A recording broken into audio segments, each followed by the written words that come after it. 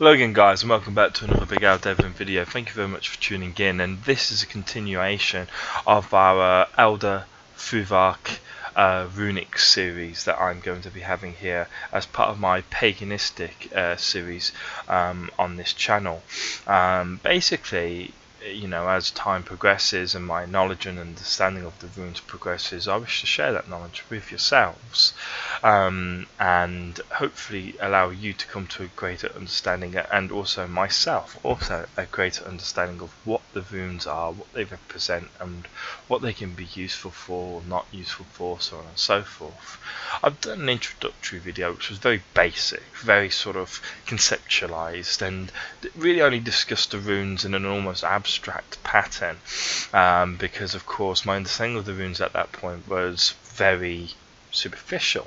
I had more knowledge than what I was letting on, but regardless, I've spent the last period of time really sort of getting really stuck in every opportunity I get, every free moment, reading and listening to people, and reading books, and and even creating my own runes. As you can see, I've actually started to create my own rune stones, and through the process of the creation of these stones, which are are not complete yet, but they're getting towards the end point, I'm really becoming much more sort of attuned to what they are, and feel much more capable of portraying my understanding of what they are, at least to the level that I have attained so far.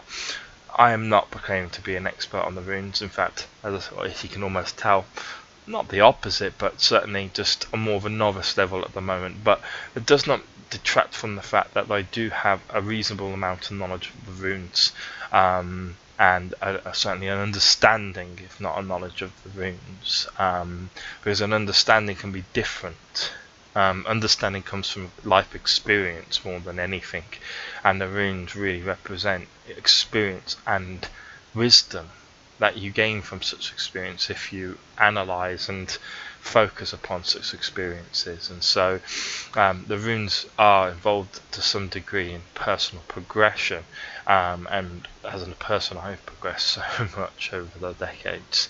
It's profound, and over the last couple of years especially, since the period of time when I went through a fatal car crash and ended up having a death and rebirth experience, I found myself obviously being, what essentially has been called a hammer of the gods, or in Nordic paganism would be a true shaman or shaman warrior, which are the sort of people where the berserkers are recruited from, so on and so forth. Or if you pure academic, you remain just a shaman, and that's it. You don't go any further.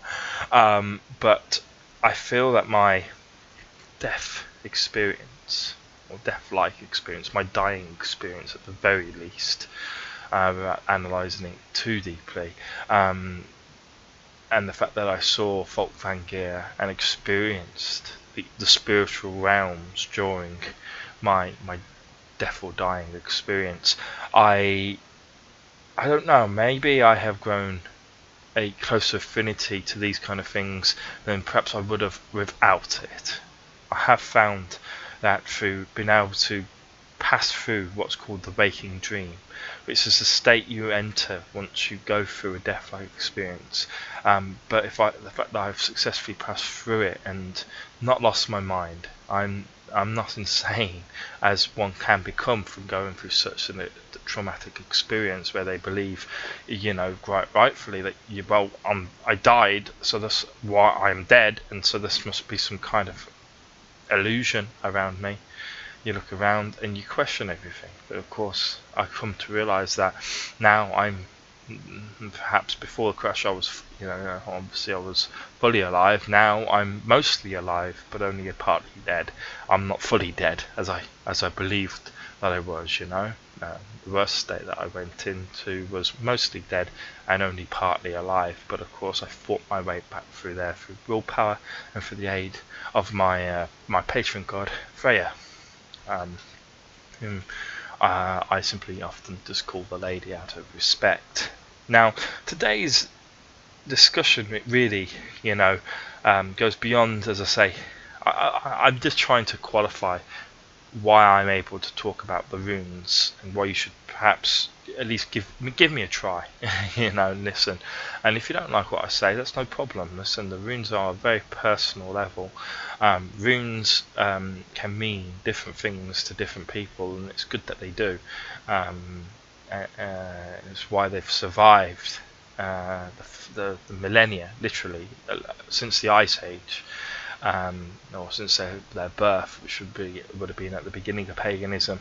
They've survived since ancient times because they evolve with us. All paganism evolves. Ultimately, it's an organic religion and an organic faith, regardless of your denomination within paganism. Whether you call yourself Wiccan, Nordic pagan, as I do, or Anglo-Saxon pagan, or Iberian, whatever. It doesn't matter. We're all pagan, and we all have the same root beliefs. And although there may be some variations between us, it doesn't really matter.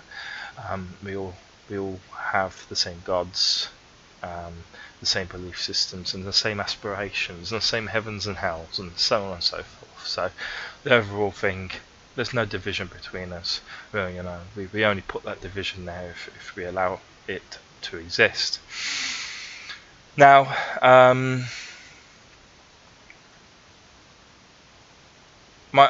today I was gonna start talking about the runes, but I feel like I've progressed onto something else, really. And I feel that this is actually a better discussion point, and this is really what paganism is all about. It's about organic learning. That is, the ability to discuss and be led down a path, ultimately, by people who are teaching the religion, the faith, listening to their knowledge and letting them take you down sometimes a completely different path than what they originally anticipated, because at the time that's what feels right. Ultimately, it's a bit like following your fate. Sometimes you come to a junction and you look left, you look right, and you don't know which way to go. You go right, well, you could say, well, that was your fate, but equally so, you were in control of your own fate at that point in time. You could have turned left, you could have turned right. You decided. Okay, and I've come to understand through my study of the runes, it's expanded my knowledge on the more sort of base principles of our religion, our faith, the fundamental elements of our faith, such as Yggdrasil, the flow of fate through Yggdrasil, and its flow into the realms, and how it can be manipulated, and so on and so forth. The runes have given me a much deeper knowledge, because through meditating through the runes, or going into trances with the runes, or just simply focusing upon the runes, working with the runes is the correct term, I suppose. By working with the runes, I have started to open my mind even more so. I thought it was open anyway. I thought I had been awakened when I entered the faith of paganism, but I look back and I see how blind I was, and I hope, in even just a few years' time, I look back and I'll watch this video and go, oh, how blind was I then? Really, that's what paganism, the best part about paganism is personal development.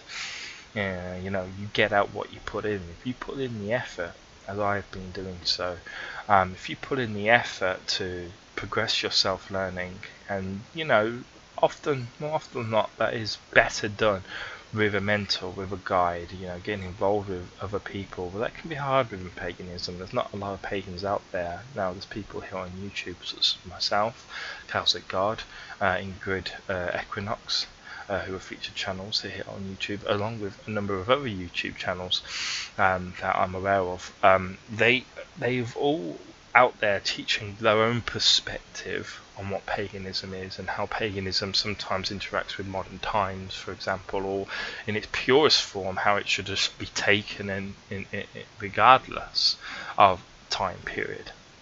And here on this channel myself, I try to take paganism and look at it from the perspective of an original practitioner of paganism, someone from 1,000, 2,000, 3,000 years ago at least. Obviously, the first practitioners of, I would say, the root of paganism, the very beginning of paganism, what I would call sort of proto-paganism, so to speak, the religion that existed during the Ice Age.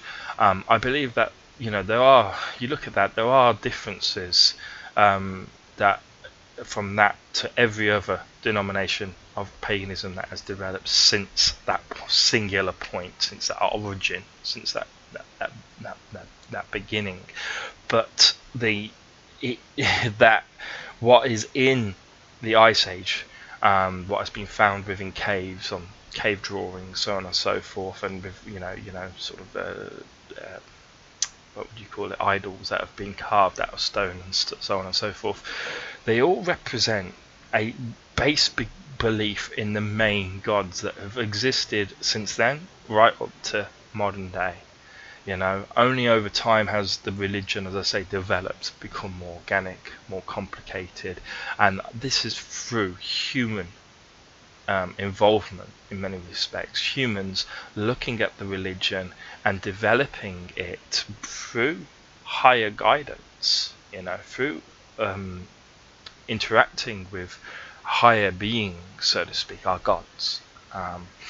We interact with our higher beings, but we and that gives us a base understanding, and then eventually a complete understanding of how to evolve the religion. And I feel that one of the ways in which the religion is evolving, is constantly evolving, and to stop and to try and stop it evolving, or trying to stay in a certain point, is wrong. I mean, you only have to look at the runes and what they mean on a cosmological scale to see that within the second ayat, for example, set of the runes, which I will explain in another video. I was going to explain in this video, but we've gone off on a tangent. But when you look at the main runes, as I say, I mean, if I actually get a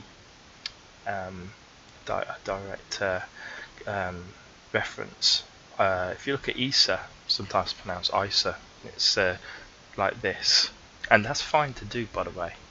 When you're looking at the runes, you can carve them into stone, you can write them down, you can mentally depict themselves in your mind's eye, so to speak, but you can draw them out, and even just simply drawing them out into the air with your hand, like I'm doing there with Isa, or Isa even, is power in its own right. And as the series goes on, I'll describe where the power comes from, or certainly how it empowers you as an individual if you have a belief within it.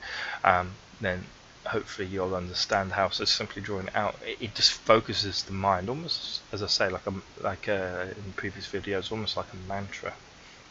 But if you look at the rune of Isa on a cosmological scale, and we'll get to this on to, perhaps not the next video, but the video after, it's all about stasis. It's all about, well, it actually directly represents, or is represented by ice, but can be further derived into that of a standstill or stasis. And it's because of your desire to hang on to the past and to creations that are simply undoing themselves through natural destructive processes, through a chaotic dispersion of energy.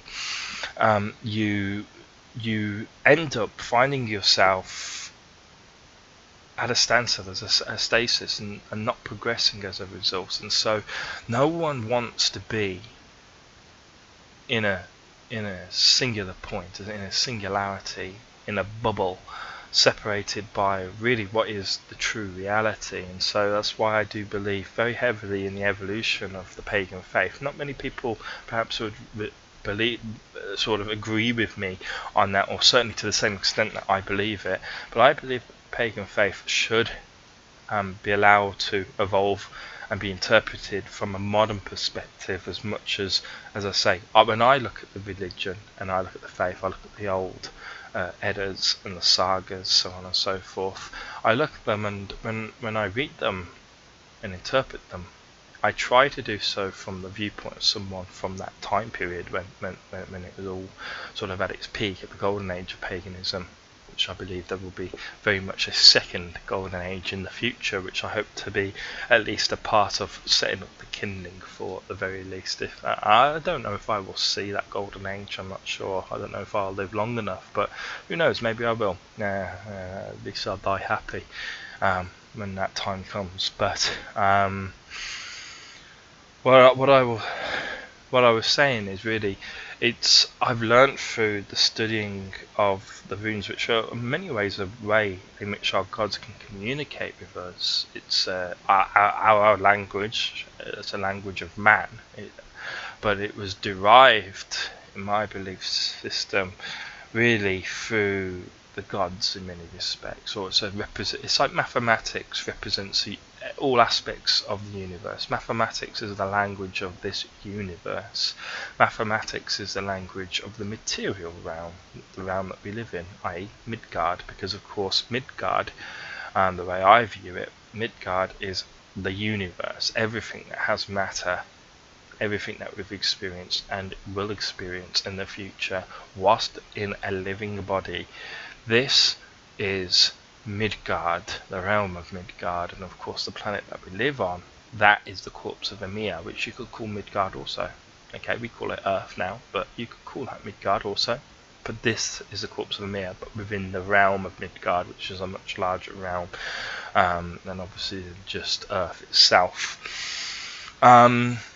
And that doesn't go against the sort of belief systems of the ancient pagans in any form whatsoever. Of course, it actually supports it in many respects, because of course the pagans were very aware of the stars and the sun and the moon, and although they gave them different explanations than what we of course do today, because our technology is superior and we're able to interpret things differently now, but who knows, we may be wrong in our interpretations. In 2,000-3,000 years time, they may look and go, wow, they thought the Earth was like this and the Moon was like this, when it's actually much more like something else that we can't even think of at the moment, because our minds are not ready for that kind of knowledge. We haven't progressed to that point.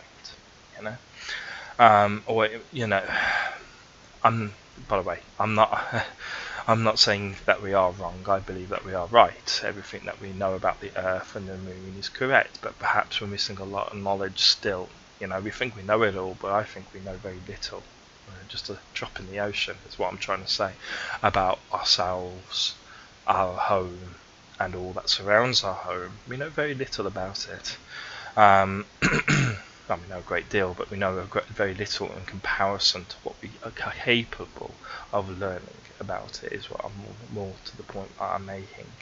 But just as I said, just like the rune of Issa, Issa is when, as I say, you've gone through, hardship and need in the previous rune, but when you're in Issa, you are causing a stasis through this clinging on to the past.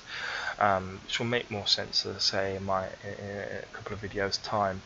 But by clinging on to the past of our religion, of our faith, and looking, it used to be the golden age 2,000, 3,000, 4,000 years ago, whenever, before, we were invaded by the Romans, before we were persecuted by the Christians, and so on and so forth. It doesn't matter. It really doesn't matter. Let's go at the past, as all pagans really have. I mean, it was so long ago, no one really holds grudges, but we need to let go of that, take the religion from an old perspective, but then apply it. The application of what we have learnt from our past must then be evolved and developed and applied to a more modern setting. And as doing so, we keep the fundamentals, we keep every single aspect of the religion really identical. We just build upon it, we develop it, and we increase the depth and of the knowledge and the understanding of the individual parts. This is what I'm trying to do anyway. I feel much wiser and much more in touch with my religion as I am doing so. I feel closer to my gods and closer to what they have laid before us. And I only hope that by watching these videos and seeing my own personal progression and development from 2 years ago when I started making pagan, well, a year ago since I started making paganistic videos, because I've only been a pagan for about 2.5 years now.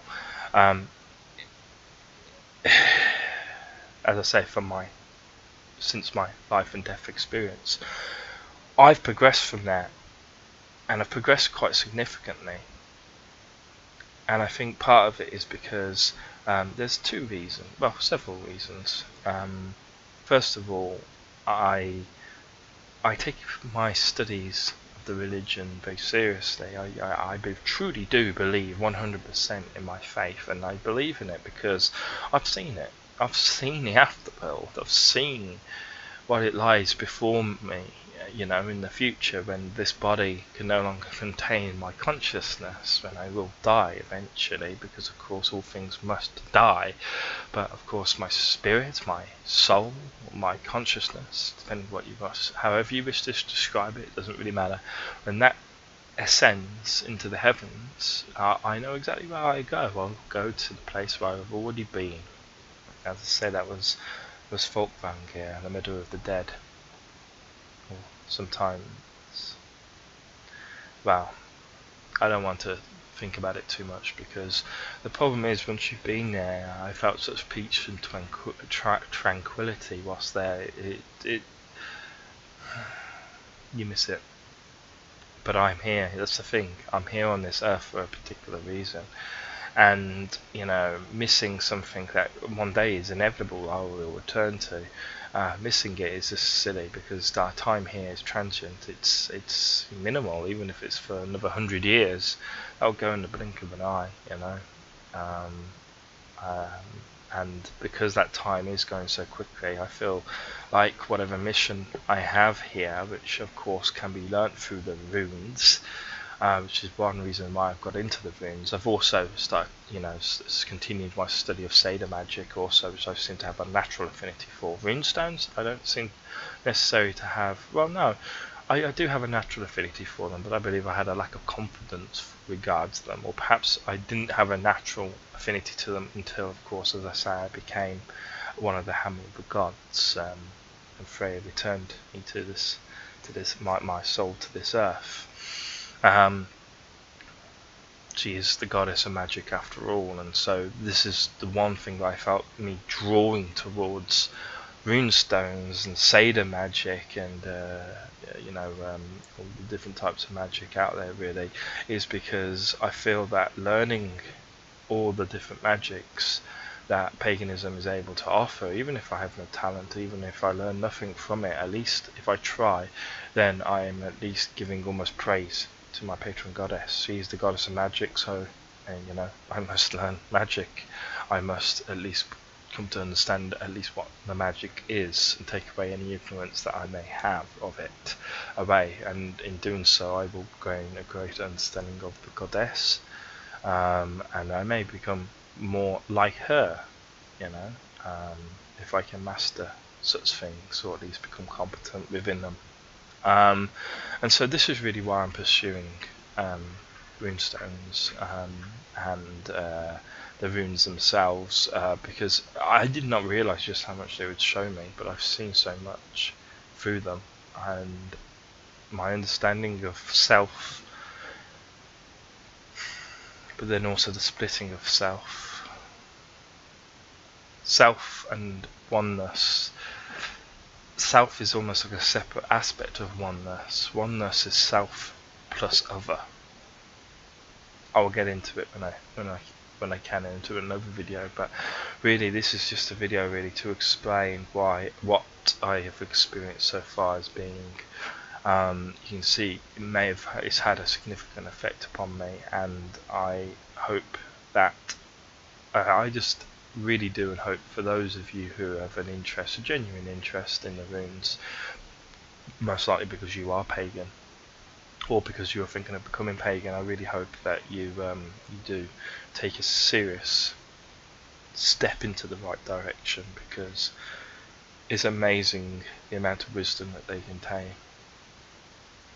They can show you the universe in many respects, or at least how it allows you to understand, as I say, the universe in a different manner. Just as I said, that mathematics to me, I've always understood to be the language of the universe. With mathematics, you can predict the material universe again and again and again, as long as the situations are the same each time. Then you can, like with science, every experiment is reproducible.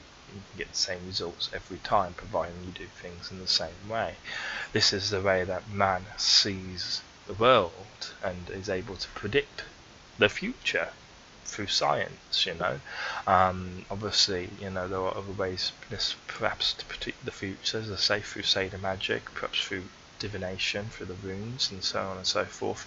But the main way is obviously through mathematics, and I would encourage people to learn maths because it allows you to understand most definitely the universe on a physical level. But of course, the runes allow you to understand the nondescript, the more subjective aspects of the universe that you can't quantify. And that's what I was getting at when I mentioned mathematics, is that works with a quantifiable universe. But the runes allow you to understand what's just on the other side of all that maths. You go just a little bit beyond, and there is law, there is logic, but that law and logic comes from wisdom, it comes from the mind, and from the soul, and your interaction with the gods and with higher planes of learning, so to speak. And that can only be achieved, as I say, that I'm aware of, at least at the moment, through the study of magic, and in this case, the study of the runes. All magic has some value, can teach you something more about the universe and the gods themselves, and of course yourself. And that's the interesting thing. As you learn more about the universe, you learn more about yourself. The more you learn about how little self matters. And really, it's just everything. Self and other, as I say, combined is really what matters. The entirety, basically, is what I'm saying. I don't know if I've made any sense here, guys, because as I say, I did try to do a video here on the notes I have directly in front of me about what the runes are, where they came from, the basics on the runes, to supplement my very rudimentary introduction into this series before I started studying them. But, paganism is an organic teaching faith, not a preaching faith, as I say, but a teaching faith, and it can give you wisdom.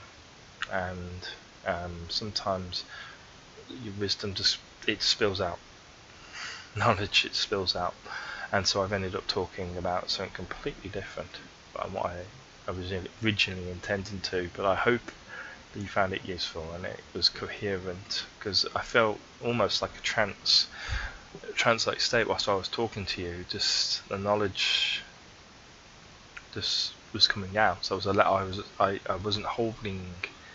I wasn't thinking, I wasn't holding back, I was just letting you experience what I was experiencing in, not necessarily in my mind, but perhaps in my consciousness as a whole, you could say my soul. And I just wanted to share that with you. To share what an awakened state allows you to see and feel. I'm going to do now the video that I had originally planned to do. At least I hope so. Hopefully, I know I waffle anyway. I'm a natural waffler, but I've become much more of a waffler now since I've started learning about certain things. Yeah, let's just talk about what I was hoping on the other video now. So, thank you for watching, guys. I'm going to go film my other video literally immediately. Okay, thank you for tuning in. Most appreciated. Goodbye.